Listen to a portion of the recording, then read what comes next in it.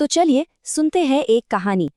ये कहानी है एलारा की, एक ऐसी लड़की जिसका आत्मविश्वास हम में से कई लोगों की तरह उसकी त्वचा से जुड़ा हुआ था।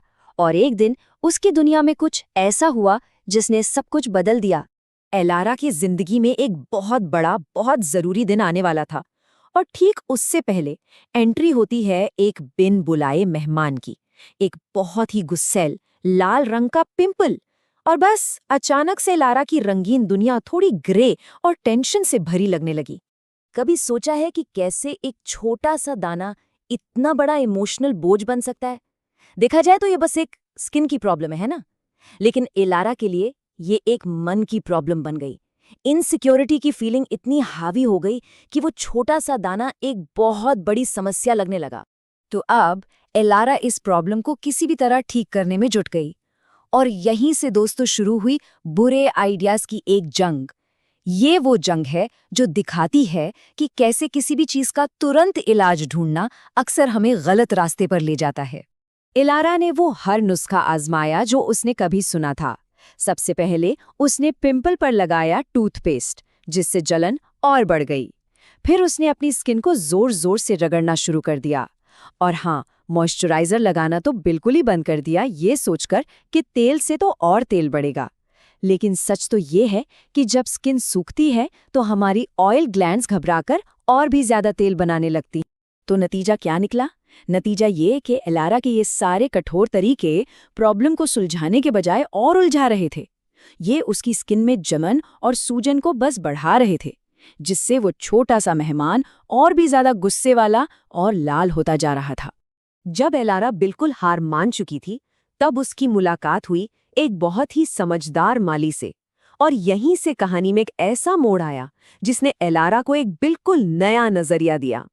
उस माली ने एलारा को समझाया कि लक्ष्य अपनी स्किन से लड़ना ही नहीं, बल्कि उसे एक बगीचे की तरह प्यार से सहेजना है, उसे नर्चर करना है। देखो, एक रास्ता लड़ाई का है जो सिर्फ जलन और गुस्सा देता है, और दूसरा रास्ता देखभाल का है जो सुकून और संतुलन लाता है। माली ने उसे समझाया इन्फ्लेमेशन के बारे में। उन्होंने कहा, इसे शरीर के अंदर की आग की तरह समझो। जब स्किन लाल होती है या उसमें जलन होती है तो इसका मतलब है कि शरीर की गर्मी बढ़ गई है। इस आग से लड़ने की कोशिश मत करो, इसे शांत करो।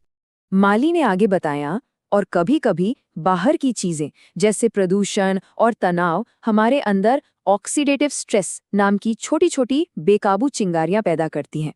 और पता है, यही चिंगारियां उस अंदर की आग को और भड़काती हैं। और तब जाकर एलारा को सबसे बड़ी और सबसे जरूरी बात समझ आई। त्वचा सिर्फ एक बाहरी परत नहीं है, वो तो एक आईना है। जो कुछ भी अंदर हो रहा है वो सब कुछ दिखाती है। हमारा खाना पीना, हमारा स्ट्रेस लेवल, यहाँ तक कि हमारे स्कैल्प की हेल्थ, ये सब एक ही इकोसिस्टम का हिस्सा है। सब एक दूसरे से जुड़ा है।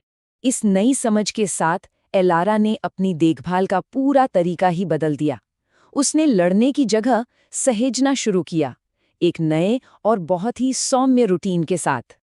अब एलारा अपनी त्वचा से लड़ नहीं रही थी। उसकी नई दुनिया में कठोर स्क्रब की जगह थी सौम्य धुलाई, सूखेपन की जगह था एक हल्का सा मॉइस्चराइजर, और उसने मीठे से ज्यादा पौष्टिक भोजन को चुना। पर सबसे जरूरी बात, उसने धैर्य रखना सीखा। और धीरे धीरे वो गुस्सैल पिंपल शांत होने लगा और फीका पड़ने लगा। कहानी के आखिर में हम एलारा का असली ट्रांसफॉर्मेशन देखते हैं, जो सिर्फ उसकी त्वचा का नहीं बल्कि उसके नए आत्मविश्वास का भी है। बड़े दिन पर एलारा बहुत खुश थी और उस पल में जी रही थी। उसका ध्यान आईने पर नहीं बल्कि अपने आसपास की खुशियों पर था।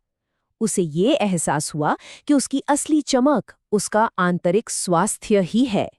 एलारा की ये कहानी हमें याद दिलाती है कि त्वचा की देखभाल सिर्फ बाहरी क्रीमों के बारे में नहीं है। ये एक यात्रा है जो अंदर से शुरू होती है। तो सवाल ये उठता है कि क्या असली सुंदरता त्वचा की सतह पर होती है, या उस संतुलन और शांति में जो हम अपने अंदर पैदा करते हैं?